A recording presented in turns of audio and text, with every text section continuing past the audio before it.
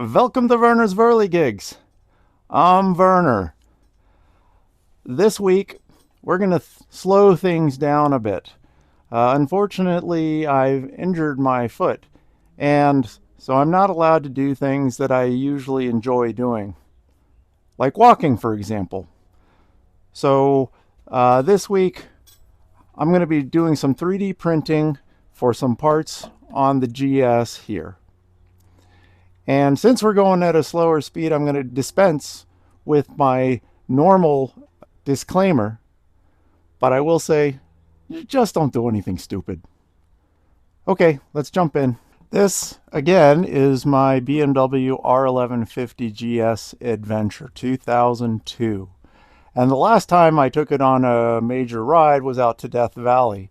And I was with a group of friends and one buddy on a bike, and I decided that we were going to go check out Charlie Manson's house where they were hiding out in, I think it was like 68 and 69. There's a bunch of cool places out in Death Valley that are not abandoned. Actually, you can go out there to these houses and they're set up so you can actually live there. They're like stocked. So you could go there and camp for a couple days if you wanted to. I think you're supposed to leave behind what something similar to what you take, but I had no idea before I went out there and checked that out. Anyways, the sun was going down and he and I were starting to rip out of there.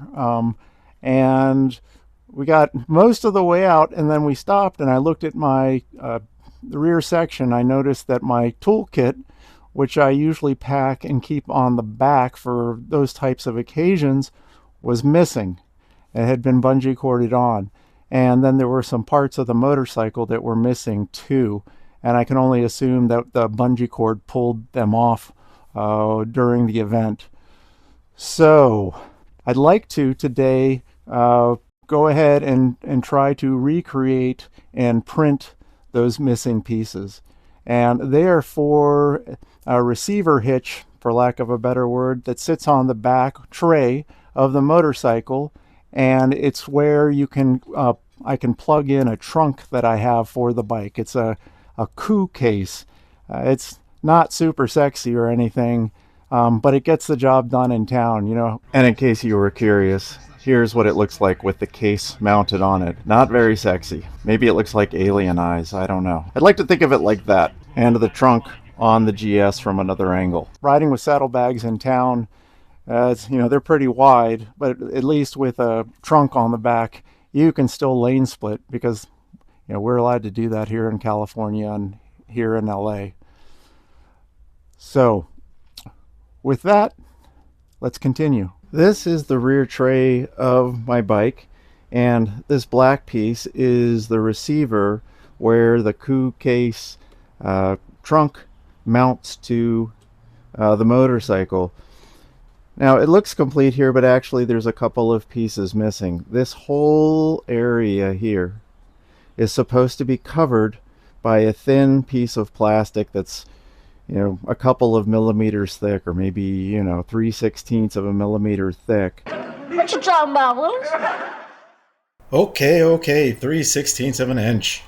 And then also there's this plug right here. The coup case plugs into here because there's some lighting, and also it has a wireless remote. Fancy. And so anyways, what I would like to do is remake the cover that goes on here, and also make the piece of plastic that fits in here, and I have to be thoughtful about how it actually latches in. This trapezoid, for lack of a better word, is actually made up of different sides. So the bottom part here, closest to the rider, is a straight edge all the way across. The sides are actually arcs. And this top part is an arc as well. And these are connected by little arcs to make this piece. And so I need to figure out what measurements to take in order to translate what I need into my Fusion 360 CAD program. If you remember from your days of geometry, there's a couple of different ways to describe an arc.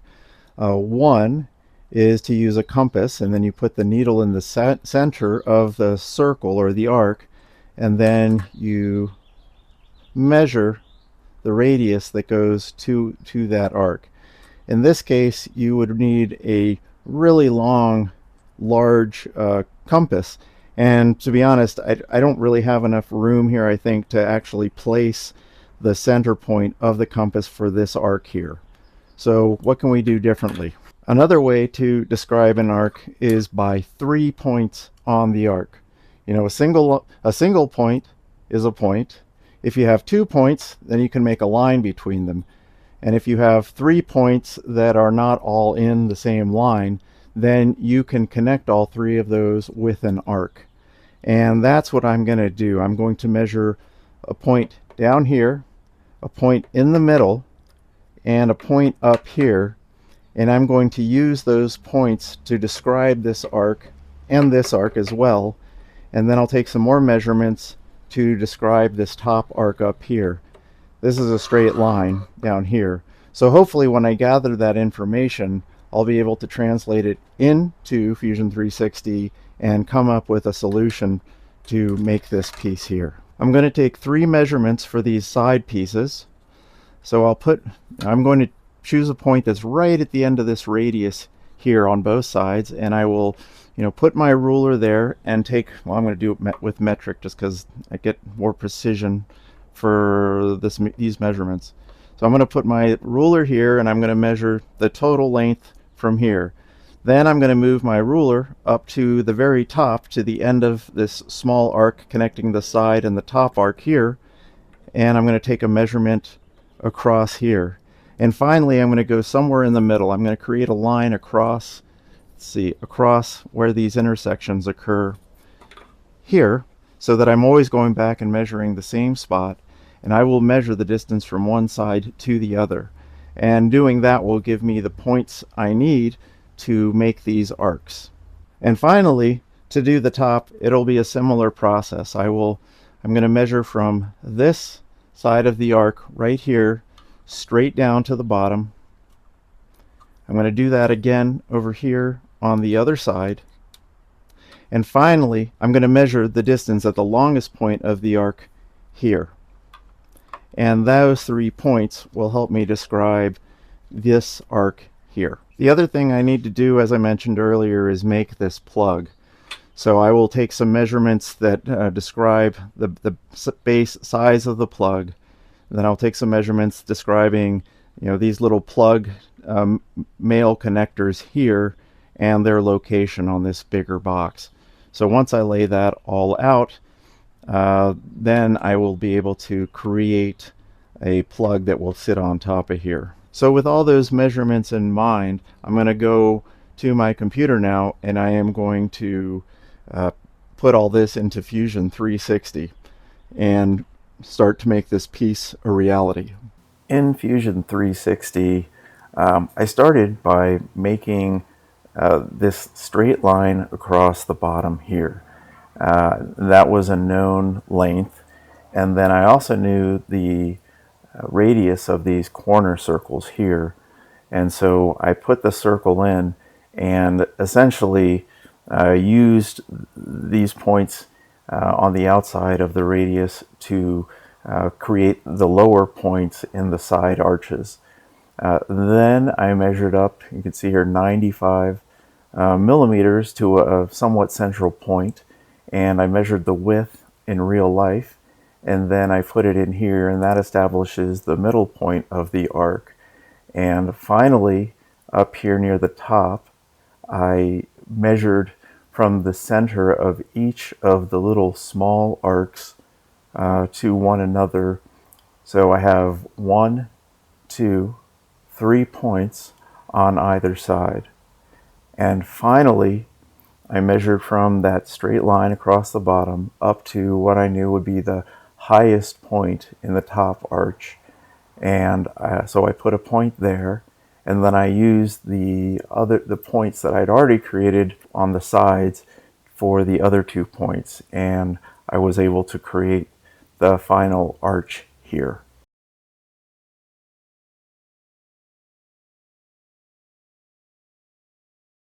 Now that we have the sketch all detailed out, it's just a matter of turning this two-dimensional sketch into a three-dimensional object. We take that sketch, we can make it as thick or thin as we want, and we can move it in either direction.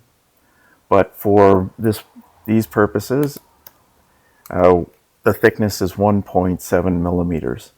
So that's how I created the actual plate itself. Next, I needed to figure out how to actually attach this piece to the motorcycle itself. It turns out that in that receiver piece, in each corner, there's a hole intended to latch this piece in place. And so I made it at each corner a little hook. So this is the bottom of the plate here. And then I just added a couple of things to make these little hooks like this. There's another one over here, and there's two more. And that's how the plate attaches to the receiver unit. So now that the body is all finished here, all I need to do is export this as an STL file so I can open it up in my slicing program.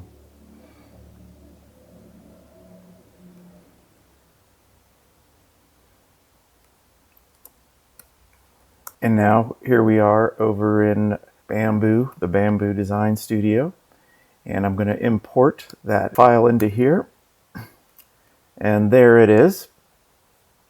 And the only things I really want to do is that I want to change the filament that I'm going to use to print this. And I'm going to do it with polycarbonate. And I chose polycarbonate because it doesn't deform, doesn't get weathered, and it's very strong. So I didn't think it was a good job for something like PLA or PETG. Still, polycarbonate can be bought for relatively cheap. It's not that much more expensive than PETG or PLA. So I just need to set this up. It's sliced now. It was that simple. It doesn't take very long. And then I just hit print. Ask me some questions. And then it sends it off to the printer.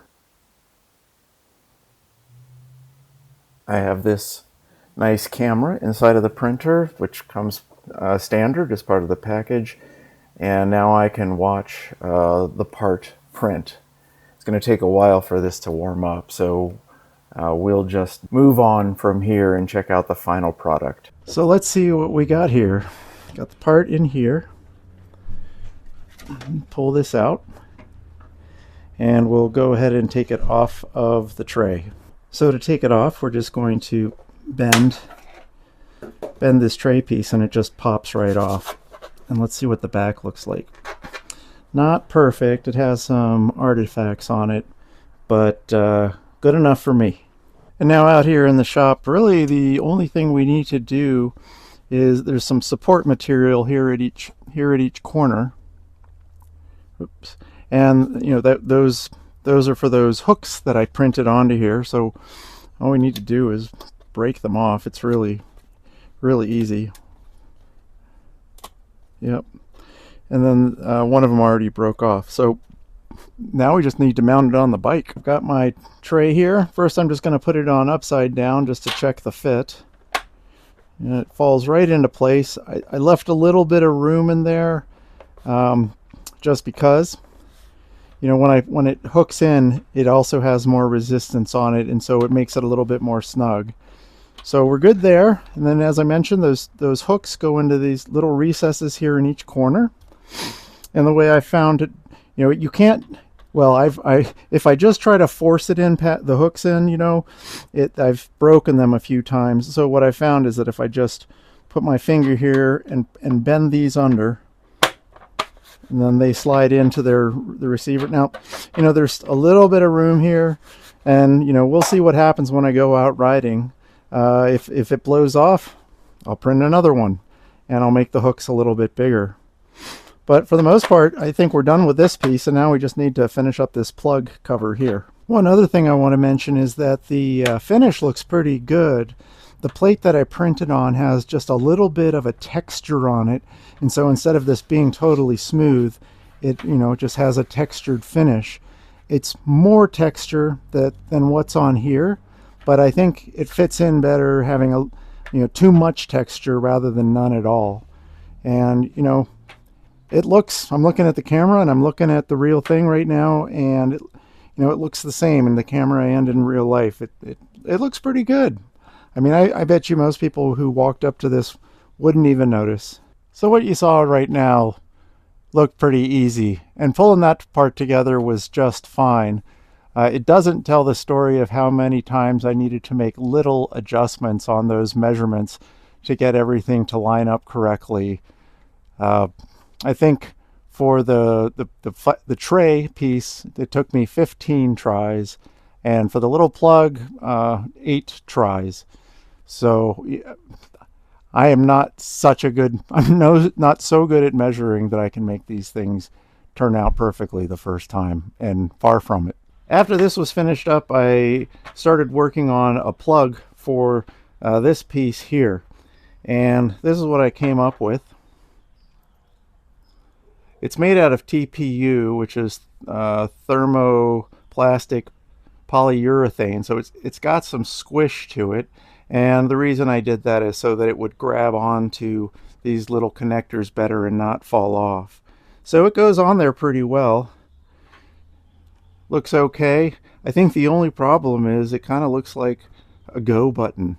I don't know how many people are going to walk up and touch this thing and see if it does something. I feel like I should put a little sign on here that says, push at your own risk, or something like that. If you have any ideas, leave them in the comments. Anyway, so this is these two things are done now. I didn't go into the detail on this because there was a lot of detail on this, and this piece was pretty simple. It's just a square with, made into a cube with 4 slots cut in it. New day, new hat, new shirt. Thanks, JB. I appreciate it. We're going to wrap up the video here. I'm happy with the way this came out. I think these look pretty sharp. This looks like it was born here, and this looks like the emergency eject button. Maybe that's what I'll tell people it's for. In this project, I wanted to accomplish several things. One, I wanted to try to stay off my feet. I was mildly successful at that. They're starting to feel a little bit, my foot is starting to feel a little bit better, and I should be able to start working on the finishing up the maintenance on this bike pretty soon. The other thing I wanted to share is, how useful a 3D printer can be in your normal home or in your shop. I mean, if you're a DIYer like I am, you can find so many different ways to use this thing. I was just looking around on my printer because I save all of my prints. I mean, I have hundreds of prints now after 5 years. It's probably getting close to 500. Just all these little tidbits that I've made to do repairs around the house or in my shop. It's a fantastic tool. I think I use it more than just about anything else. So just keep that in mind. And you don't have to buy the most expensive thing out there. I mean, they're getting cheap now. It's kind of crazy. They're coming down so much in price recently. So that's available to you, and you should make use of it if you're at all inclined. Other than that, thank you for sticking around this long, and I really appreciate you taking the time to hang out with me. I always enjoy your company, and I guess we're going to wrap it up right here until the next time. So long for now.